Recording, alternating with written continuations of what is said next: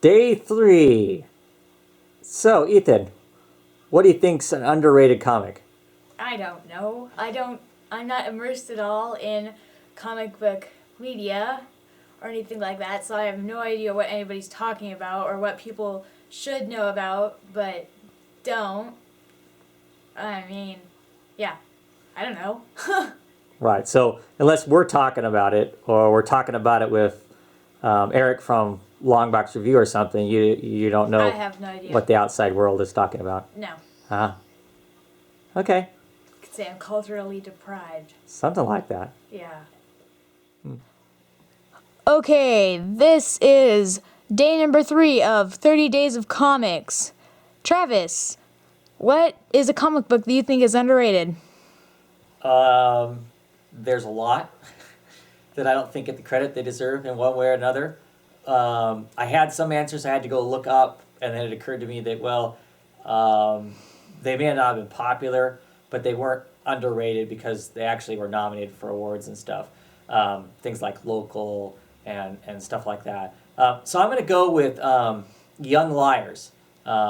It was put out, it's a Vertigo title, it was out a couple years ago, written and drawn by David Lamf. I hope I'm saying his name right. I thought it was a brilliant comic. It was crazy. You never knew what was going to happen. About the time you thought you could predict what was going on, they completely turned it on its head and told us a completely different story. I'm I'm not 100% sure exactly where the writer was going with the story. He did finally end it, but he'd tell a story for a while, and then it would almost like reboot itself. Somebody would wake up from some sort of drug crazed dream, and suddenly things would be completely different. There were spiders from Mars possessing people's body, maybe, and then maybe there weren't people's bodies being possessed by spiders. Maybe that was just somebody being crazy. At the beginning of every, it was kind of a rock and roll book too. At the beginning of every issue, it would have basically a single. He would list a song, at A side and a B side. I got a real kick out of that because I enjoyed going and hunting down the songs that he was talking about playing, just to hear what it was and how it might pertain to the book itself. I think it's a book that'll be talked about down the road. I think there'll be people who will read that and go, "Whoa, how come this wasn't something that people were interested in and whatnot?"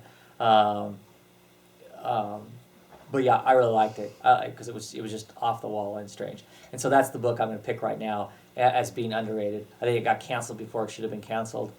I think it went 18 issues, maybe a bit more than that. I can't remember now. But I really, really enjoyed it, and I think more people should have read it and had an open mind just to see what kind of a trip it was going to take us on. Do you think it could be rebooted if it was written by somebody else? No, it'd have to be written by him. It's all him. I don't think. I mean, those characters are all him. It's his idea. He left it to where he could write more stories if somebody came back to it. I think he did that on purpose. I think at the time that it was being canceled and he was ending it, that's kind of was like, well, in the off chance somebody changes their mind, I'm going to leave this open somewhat, open the door so there could be more stories written. I don't think anybody else would take those characters and write them. I'd be curious as to what kind of a contract he signed. I can't imagine that he just gave the characters away. I mean, it was Vertigo, which is under DC, and sometimes those characters get tied up in who has ownership of them and stuff. But no, I can't imagine anybody else writing those.